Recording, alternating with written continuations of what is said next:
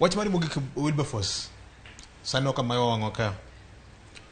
Wach mogik en ni nyaka waket sirikal matiyo tesre kaka opposition.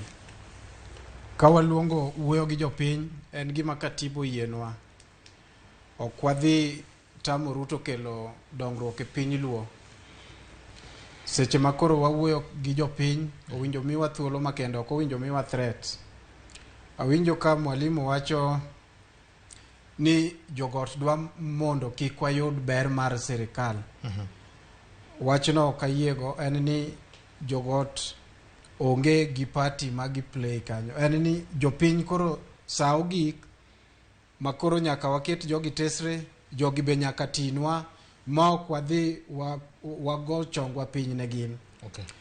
Wach mogik ka koro awuok VOJ. En ni koro owadwa manyomi kom mar cabinet secretary mar ICT.